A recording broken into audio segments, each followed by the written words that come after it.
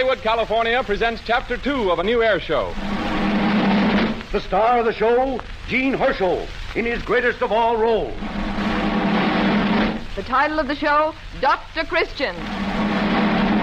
The sponsor of the show, the Cheeseborough Manufacturing Company, owners of the trademark Vaseline.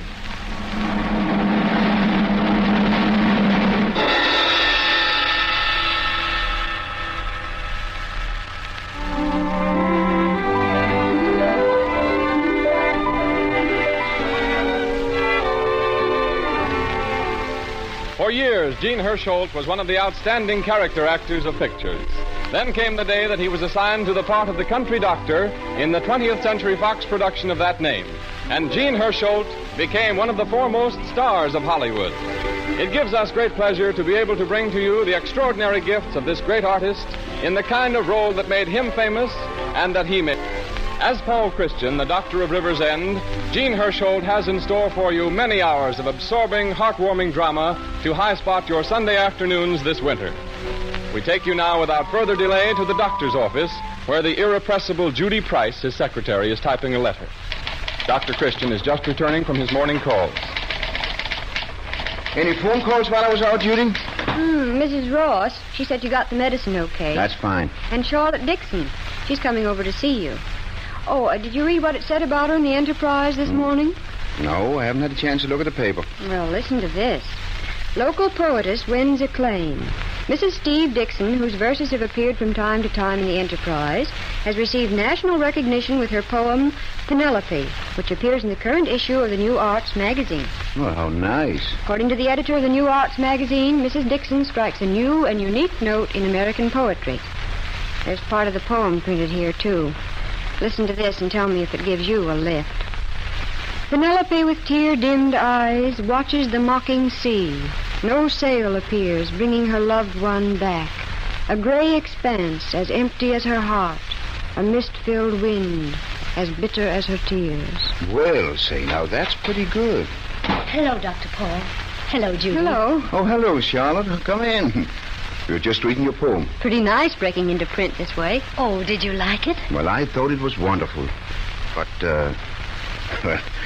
don't you think you should have made it rhyme? Oh, but I write free verse. Oh, don't do that, Charlotte.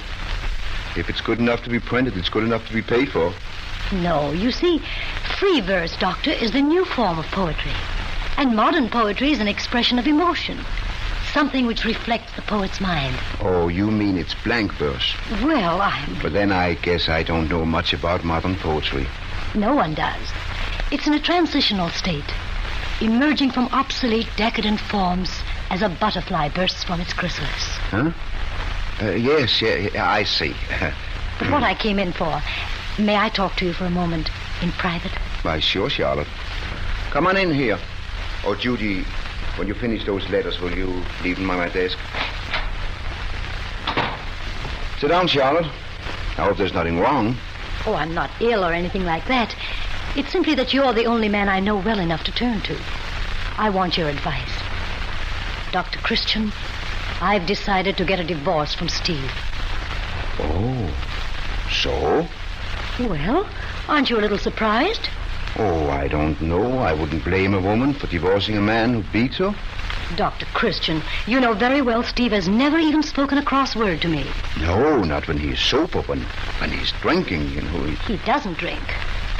Oh, I begin to see now. Another woman. But it isn't. No? Of course not. Steve wouldn't look at another woman. Sometimes I wish he would. Well, if it isn't wine and it isn't women, what does he do? Sing in the bathtub? Dr. Christian, I'm serious. Well, I'm only trying to find out what's the matter with Steve. But there's nothing the matter, exactly. Steve's all right. Only he's so dull, so commonplace, so uninteresting. Well, now, wasn't he that way when you married him? I don't know. I suppose he was. Oh, but just the same, you loved him. I don't think I did. I don't think I ever loved him. As for this ghastly town, living here is like living in chains. It's stifling. Wait. I'll open the window. No, it's my soul that's being stifled. Oh, your soul. Oh, I know I'm different from most people, Dr. Christian, but I can't help it. I'm like a bird in a cage here. I want to be free. free, to dance under the moon on dew-covered grass, to feel the wind ruffling my hair, the rain on my cheek. All right, but I'm warning you, you'll catch cold. Please don't kid Dr. Paul. I need help. Oh, but Charlotte, you're talking ridiculously. A divorce for you and Steve? Whatever put an idea like that into your head? Because I want to go to the city. I want a right to have a career. Well, I still don't see why you have to divorce Steve in order to have a career. Go ahead, have your career, and then you can... But that's just the point. I can't have it here. An artist doesn't create simply out of himself. He has to have the stimulus of other minds. Contact with people and surroundings which inspire him. Isn't that true? Well, maybe it is, but... And what inspiration can Steve give me? What inspiration can I find in a place like River's End? No, I've got to get away. Well, writing poetry for a living is a pretty hard job, Charlotte. I know. I expect to have to suffer for my art. Every artist must suffer. And I'd rather live in an attic and starve than go on like this. Well, this is all a big shock to me, Charlotte. I can't believe it. Can't believe that you treat Steve this way. All you do is talk of Steve. Steve. But what about me? What about my happiness? I'm entitled to happiness, am I not? Yeah, I suppose all of us are entitled to all the happiness we can get. Well, have you talked to Steve about leaving him? Yes. Only he doesn't understand. Because I have a roof over my head, comfort, safety, he thinks I should be delighted. You'd be surprised how many women would be. But I'm different. You know I am. Oh, Steve and I don't talk the same language. I want you to explain to him. To tell him... Oh, no, I can't do that. Oh, but you've got to. He'll listen to you. You're the only one who can... but you can't drag me into this, Charlotte. Oh, Dr. Christian, please. That's final. Is it asking so much just to talk to him? Listen, Charlotte, I can't take sides with you against Steve. It isn't a matter of taking sides. I'm leaving Steve anyway. But if he could only be made to realize why I'm leaving, that it isn't because of some little mean, petty reason, but for something glorious, he'd feel better about it. Don't you see, Dr. Christian? You'd be helping him, not me. Are you positively determined on going away, Charlotte?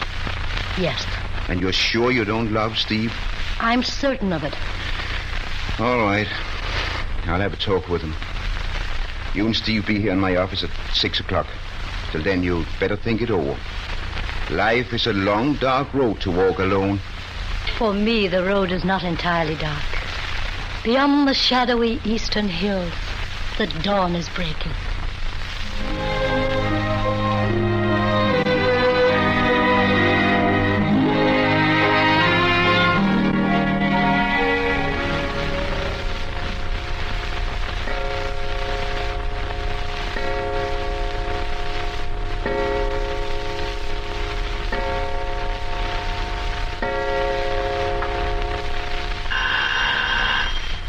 Just a minute. Oh, come in, Steve. Hello, Steve. Hello. Oh, sit down, won't you? Thanks, Doc. I guess you know why I asked to drop in. Charlotte has told you that she wants to get Oh, Doc, that's silly. I don't get what it's all about. If I've done something... I've told you haven't. No.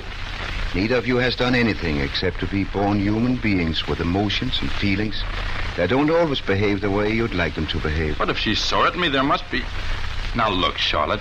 Is it because I play pool on Wednesday evenings? If it is, I'll give it up. I don't think that you... Don't be absurd. Well, then... It's simply that we're not spiritually mated, Steve. We're not on the same intellectual plane. Oh, yeah, I know I'm kind of a dumbbell, but if you want me to, I'll study up. I'll get some good books and... Oh, you haven't the slightest idea of what I'm talking about. It's this way, Steve. You and I are just ordinary people. But Charlotte is different. She has talent. She wants a career. She feels that it's the only way she can find happiness. Well, you want her to be happy, don't you? Oh, of course I do, Doc, but it seems to me that she likes to go to the city, and she likes to live in an attic, and... But she doesn't have to go to the city. We've got an attic right in our house. I'll fix it up for her. I'll put in some wallboard and a radiator. It isn't exactly that kind of an attic. Charlotte is an artist. She has to suffer for her art. Oh, she can suffer at home and be a lot more comfortable. Oh, what's the use of continuing this? Steve, I've tried every way I know how to tell you this, without saying it in so many words. I didn't want to hurt you, but I'm afraid I'll have to. I just don't have any feeling left at all for you. Oh, now, honey. Don't touch me, please. But, Charlotte, won't you tell me what the trouble is? I just told you. I don't love you. Why? Why? There must be a reason. Love doesn't go by reason. You can't argue with your heart. I don't, that's all. Well, yes, I get it now. It's one of those things that can't be helped, Steve. Charlotte wants you to give her freedom. I don't think you'll stand in her way, will you? No, it's all right, Doc. I won't stand in her way. I think it would be a good idea for Charlotte to see a lawyer. You know, not here, but in the city where it can be handled quietly. I'll go tomorrow. And Steve, you... Dr. Christian, What is it? there's been an accident. Oh, an accident? A girl ran off the road in her car. Roy Davis and Amos Plum are bringing her in. All right, Amos. Oh, bring her right in my office, will you? Here, just lean on me. Her car hit a stump, Doc. Don't seem to be much damage done, but... I'm really all right. Take it easy. I can walk, Doctor. All right. That's it. Come right along. Judy, you stay here, will you? And the rest of you, wait outside. How did it happen? I don't know. Amos here. Yeah, I was going along the river road on my motorcycle, and I saw this car off the road up against a stump. Well, I took a look, and there she was, slumped down in her seat. Fainted. She must have fainted at the wheel, and the stump stopped the car. Yeah. Well, I picked her up and started for Doc's office, and on the way I met Roy. I wonder who she is. I got her name off her driver's license. It's Barbara Powell. She's a girl with money and breeding, judging from her clothes. Yeah, and a swell looker, too. Didn't mind carrying her in my arms at all. Did you leave her car there? I had to. It'll be all right. She must have been driving through to the city. A person like her certainly wouldn't find anything in this town to stop for. Except a stump, maybe. Just a little shaken up, that's all. Oh, you're mighty lucky that it wasn't worse. I guess I am, Doctor. And this fainting spell, you say you never had one before? No, never. How long are you going to stay in River's End? Oh, I'd planned to stay for several weeks. It's such a beautiful town. Good. Well, then I would suggest that you drop in and see me in a day or two. And don't try to drive your car anymore this evening. Constable Plum here will take you to where you're going. Say, I'm sorry, Doc, but I just got my motorcycle. And I left my jalopy home in the garage. Oh, well, what about you, Steve? Your car's right outside, isn't it? Couldn't you see the young lady to her friends? Doc, I'll take her. Well, thank you, all of you. I'm sorry I've caused so much trouble. No trouble at all, Miss Powell. Well, good night, Doc. Night, Doc. Good night, and thank you again. Good night, and try to keep out of smash-ups. I will. I'll come back for you, Charlotte. You needn't. I know the way home. Oh, Charlotte. Hey, Steve, you coming?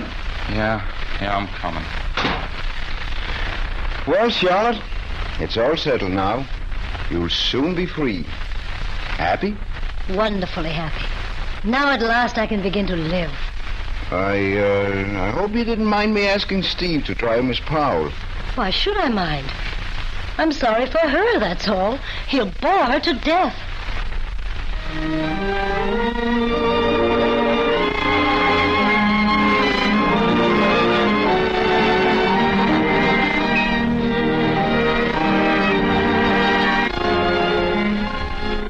And before Roy Davis, the druggist of River's End, gets away from me, I'm going to take time out at this point in our story to ask Roy to tell you what he thinks about the products that make this program possible. All right, Roy? Good afternoon, friends of the Cheeseboro Manufacturing Company. And I know there are millions of you because Vaseline products are the kind of preparations that make friends everywhere. In a survey which I had a chance to see recently, it was shown that Vaseline products are actually in use in practically every home in the United States and Canada. Now, this is a record that can be claimed by very few trademarked articles, and there are good reasons for it. First, these products are made with special care by a company of the highest standards, with the experience of over 50 years behind them. Second, they're unique. Third, they're genuinely useful. Fourth, they're safe. Fifth, they are priced right. The jar of Vaseline petroleum jelly, for example, costs you only 10 cents. And 10 cents is a very small price to pay for an article that can be relied upon for all sorts of first aid emergencies, such as burns, scalds, cuts, skin abrasions, and other minor wounds which occur from day to day in the average household. So on behalf of myself and druggists generally, I suggest that you do yourself a good turn by replenishing your medicine cabinet with Vaseline preparations tomorrow.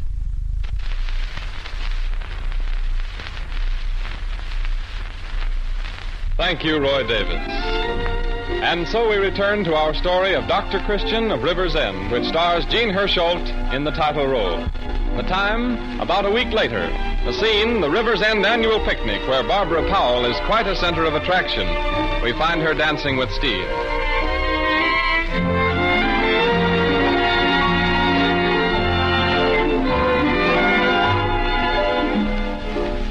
I suppose this is a pretty tame affair for you, Miss Powell. Tame? Why? Oh, I don't know. After you've lived in Paris and New York and really seen things, well, the River's End Merchants Picnic must seem kind of silly. I don't think there's anything silly in people enjoying themselves, whether it's in Paris or River's End. You're certainly different from what I thought you'd be. What did you think I'd be? Oh, I sort of figured you'd be a little uppity and, well, you're just natural. Disappointed? Gosh, no. Oh, what's that little blue pennant mean? The one they've just put up over the orchestra stand. Oh, say, that means I'm lucky. Lucky? The pennant's a sign that this is a prize dance. And I'm lucky I've got you for a partner. Oh, mercenary. Oh. So you just wanted me to dance with you so you could win a prize. Well, for that I'll dance very badly. Oh, no, honest, I didn't. The fact is, I didn't know it was going to be a prize dance when I asked you. The fact is you didn't even ask me. You practically carried me off bodily. Well, with that crowd of fellas around you, I had to. You're not peeved about it, are you? Gosh, no. You know, it seems like we've known each other for years. And let me see. It's been less than a week, hasn't it? It was a week ago last night that I drove you home in my car. I remember you had on a blue dress and a little black hat. And my hair was all mussed and my nose shiny and I looked a fright. No, I don't remember that. You have the most marvelous memory in the world. No, you're wrong. I'm dumb. Ask anybody. I think we're both a little dumb. The music stopped and here we are, still dancing. Let's go to the judges' stand. Oh, I forgot. The prize. Think you're going to get it? Prize or not, I'm still lucky. Hi there, Doc. You ought to be dancing. This is the prize dance. Oh, no, I'm going to sit this one out. Dr. Christian, Oh, hello, Charlotte. I thought you were in the city. I just got back. Everything is arranged. Good. I think you're going to be much happier, Charlotte. And Steve, too. Why, what do you mean? Well, aren't you going to be happier? Why, yes. Yes, of course I am. Only Well, now that Steve has had time to think it over, I'm sure he feels much better about it. Yes, he must. Huh? Oh, don't think I didn't notice him dancing with that Powell girl. Very interested in each other they were, too. I don't understand what she sees in him. Oh, no, don't pay any attention to what people says about Steve and Barbara Powell. What they say? What, who says? Why, nobody. I meant about them dancing together. Well, they probably just met here at the picnic. Don't worry. I'm not interested in the Powell girl. She means nothing to me. Nothing. Neither does Steve. If he wants to make a fool of himself, he can go right ahead.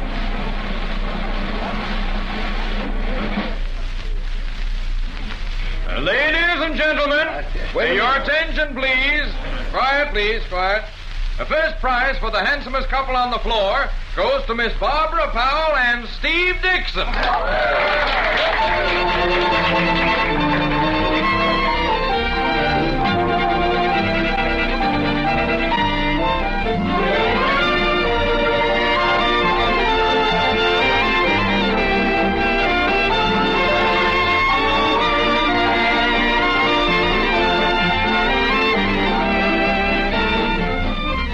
And right here, may I say that no small part of Miss Barbara Powell's charm is her brown, curly head, every hair of which shines with a luster of natural health. Crisp, vital hair grows only on scalps that are both clean and healthy. If you are having trouble with your hair, try this health-giving treatment. Each time before you shampoo your hair, give the scalp a thorough massage with Vaseline Hair Tonic. Part the hair lock by lock and apply the tonic directly to the scalp with a bit of cotton. Then use a rotary motion of the fingertips like that you use in creaming your face. The scalp will loosen up, begin to tingle, grow pink with the friction and the increased flow of blood to the hair roots. After the massage, shampoo your hair as usual. And for a final grooming, apply a tiny bit of Vaseline Hair Tonic, either with the palms of the hands or an atomizer. Stage beauties are among our most regular customers. Every girl is taught as part of her training in makeup to spray Vaseline Hair Tonic on her hair to give it that halo look under the lights. Try it yourself next time you go to a dance. Vaseline Hair Tonic comes in two sizes at 40 and 70 cents and can be purchased in any drugstore.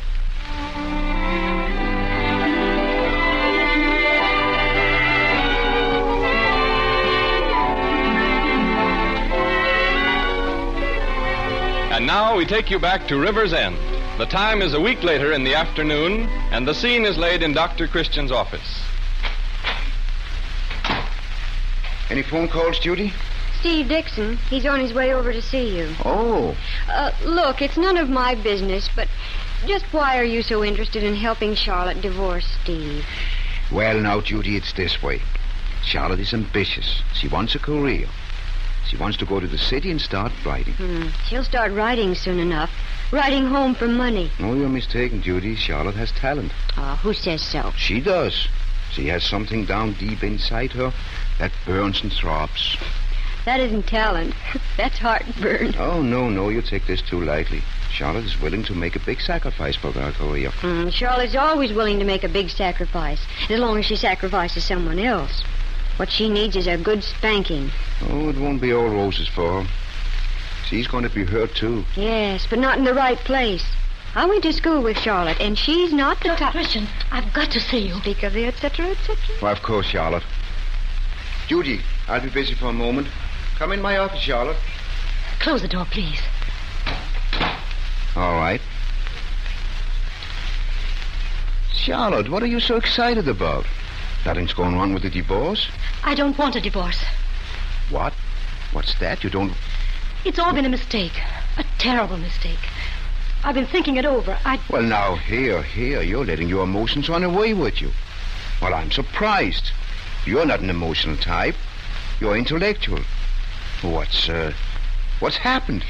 I've decided I can write poetry at home. I don't have to go... Now, wait. We've already discussed all that.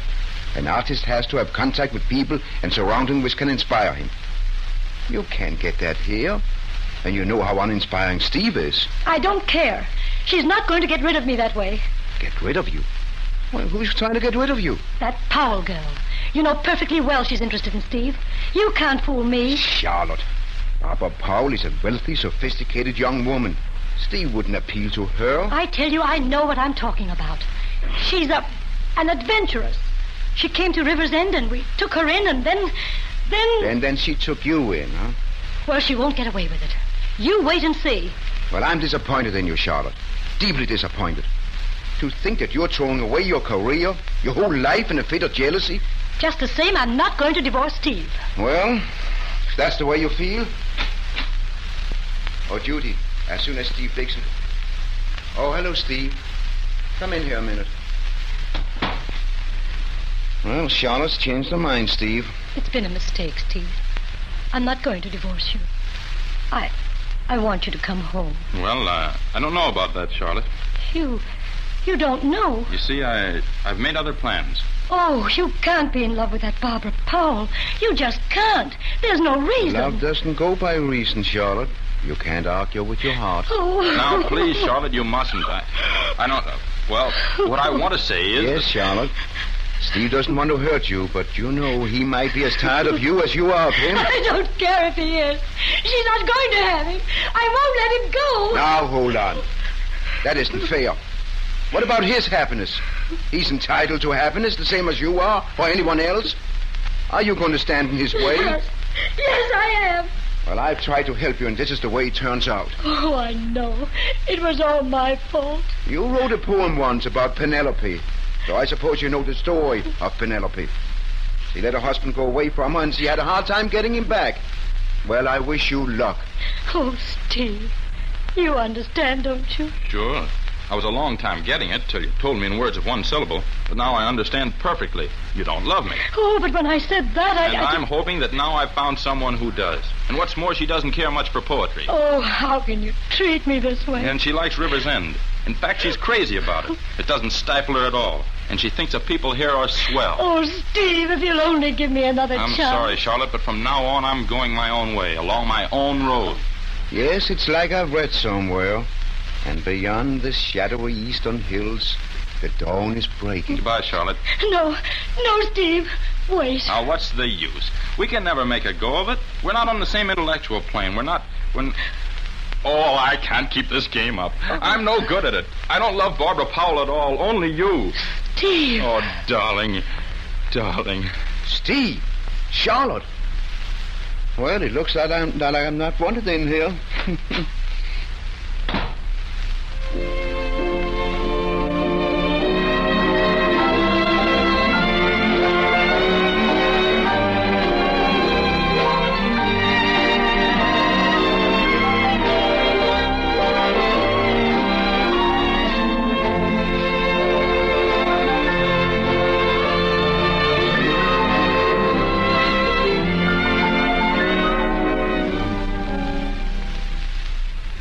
Did you notice the way they went out of here? Like a pair of cooing doves. I told you not to try to help Charlotte. Oh, well... Charlotte didn't want a divorce in the first place. All she wanted was a chance to dramatize herself.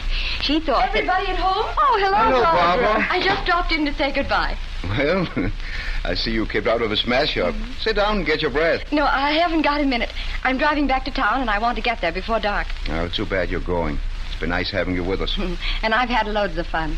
I'm glad you sent for me. What? Do I qualify as siren number 1, Dr. Paul? You go to the head of the class. You've no idea what a hard time I had getting Steve Dixon to take me to that picnic and keeping him with me when he saw Charlotte was there. And you have no idea what a hard time I had getting him to put up a little bluff this afternoon. Say, what is this anyway? Well, I left my motor running, so goodbye. Goodbye. Goodbye, Barbara. And thanks. I'd say try and see us again sometime. I will. So, you sent for her, Well, And this whole business about Steve falling for her was a frame-up, simply to give Charlotte something to think about. Oh, now, I wouldn't exactly call it a frame-up. I only... Dr. Christian, you're a faker. Now, I understand that, Judy. I'm a scientist, and I've just discovered a remarkable anatomical fact. What fact? That there's more than one place where you can spank a person.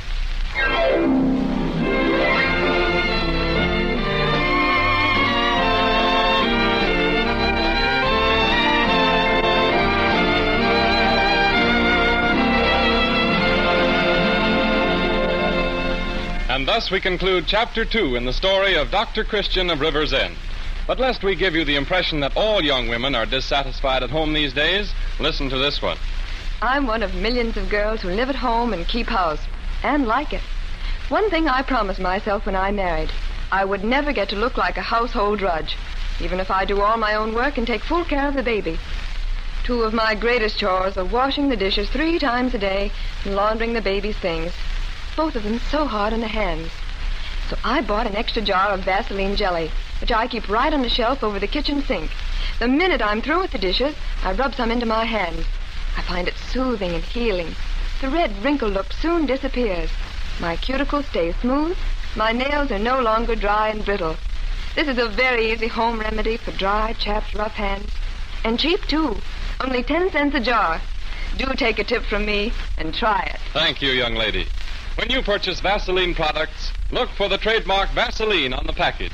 If you don't see it, you are not getting the genuine article. Prices mentioned on this program apply only in the United States. Next Sunday at this same time, the makers of Vaseline preparations will present Chapter 3 in the story of Paul Christian, the Doctor of River's End, with Jean Hersholt in the title role. Jean Hersholt appears on this program through the courtesy of 20th Century Fox. And by the way, if you haven't seen the new 20th Century Fox picture, Heidi, in which Jean Hersholt appears with Shirley Temple, you have a treat ahead of you. It is now showing at theaters everywhere. This is Arthur Gilmore bidding you good afternoon for the makers of Vaseline preparations.